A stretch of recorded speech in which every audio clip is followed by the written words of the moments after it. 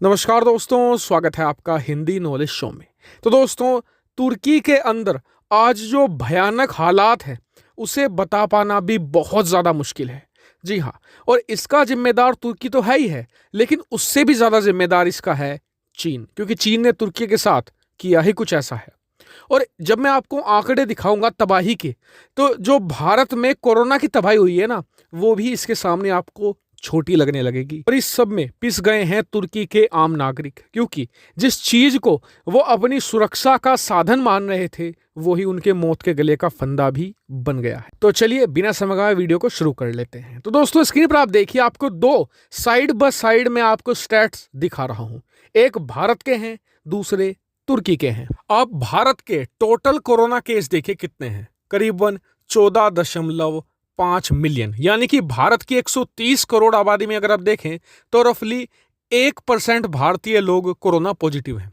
दूसरी तरफ अगर आप तुर्की की तरफ जाएं तो तुर्की में है 4.15 मिलियन, और तुर्की की टोटल आबादी कितनी है, करीबन 8 करोड़, यानी कि तुर्की की 16% आबादी कोरोना पॉजिटिव है। एक छोटा सा देश, छोटी सी आबादी, सोचे कितनी भयंकर तबाही है। और कल 16 तारीख को तुर्की के अंदर जो एक्टिव केस थे वो थे करीबन 63,000, जबकि भारत के अंदर कितने थे, करीबन 2.3 लाख केस, यानी कि भारत में तुर्की से 4 गुना केस ज्यादा है। याद रखिएगा, 4 गुना प्रतिदिन। लेकिन भारत की जो पॉपुलेशन है तुर्की के मुकाबले पता है कितनी ज्यादा गुना छोटी है, करीबन 17 गुना ज्यादा छोटी है। लेकिन जो केस है सिर्फ 4 गुना है। और ये सब पता है कब हो रहा है, जब तुर्की के पास 15 करोड़ वैक्सीन है। जी हां, 8 करोड़ की उनकी आबादी है, 15 करोड़ वैक्सीन उन्होंने खरीदी है। इसके बावजूद वहां पर यह भयंकर मौत का तांडव चल रहा है। और ये क्यों हो रहा है? Because of China. मैं आपको समझाता हूं। देखिए, भारत में इतने केसेस क्यों बढ़ रहे हैं? क्योंकि हम अपने सभी नागरिकों तक वैक्सीन नहीं पहुंचा सके हैं। इसका कारण यह है कि हमारी आबादी बहुत ज्यादा है, 130-135 करोड़ की आबादी है।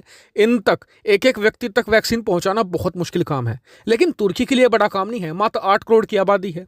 तो इसी को देखते हुए आप स्क्रीन पर देखिए, तुर्की ने चीन से 50 मिलियन डोज कोविड वैक्सीन की डील कर ली थी। कब? नवंबर में, पिछले साल नवंबर में। अब से करीबन 6 महीने पहले ही उन्होंने वैक्सीन ले ली थी, और उसके बाद उन्हें जल्द ही जो डोज थी वो मिलनी शुरू भी हो गई थी, लगनी भी शुरू हो गई थी। 50 मिलियन मतलब कि 5 करोड़ डोज, यानी कि अपनी आधी से ज्यादा आबादी को वैक्सीनेट कर रहे थे। उसके बाद तुर्की ने 100 मिलियन और, यानी कि 10 करोड़ और वैक्सीन चीन से डील कर ली। और इसके अलावा बता दूं आपको कि जो यूरोपियन देश हैं, जो अमेरिका है, यहां से वैक्सीन आ रही थी वो अलग। इतनी ज्यादा वैक्सीन उनके पास थी। तो फिर कहेंगे कि ऐसा क्या हो गया कि इतनी सारी वैक्सीन है, जो आबादी है उससे भी ज्यादा है, फिर भी जो केसेस हैं वो दुनिया में सबसे भयंकर तरीके से तुर्की में क्यों बढ़ रहे हैं, अगर आप पॉपुलेशन के हिसाब से देखें तो इसका कारण है चीनी वैक्सीन। दरअसल जो चीनी वैक्सीन है वो अगर ऑफिशियल हम चीन की ही माने तो 50% तक इफेक्टिव है। यानी कि अगर आपने 100 लोगों को लगाई तो 50 लोगों में ही वो काम करेगी, 50 में करेगी ही नहीं। ये चीन ने खुद कहा है।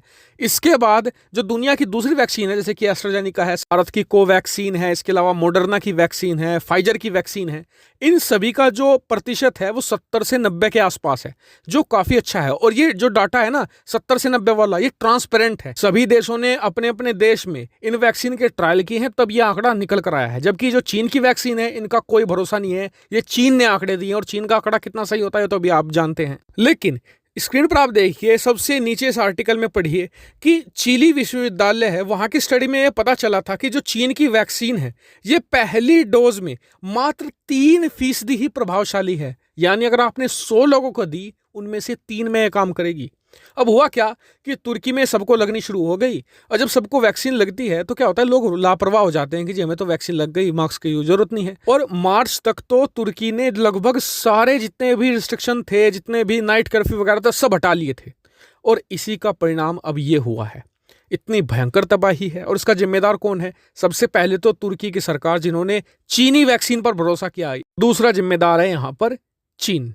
लेकिन हाँ, मैं ये भी कहूंगा कि भारत में जो हो रहा है ये भी कम नहीं है। मैं इसे भी डाउन प्ले नहीं करूंगा। स्थिति हमारे देश में भी खराब है और इस सब के लिए सरकार के साथ साथ हम सब लोग भी जिम्मेदार हैं। हमने कहीं ना कहीं कोई ना कोई कोताही बरती है, जिसका परिणाम ये देखने को मिल रहा है।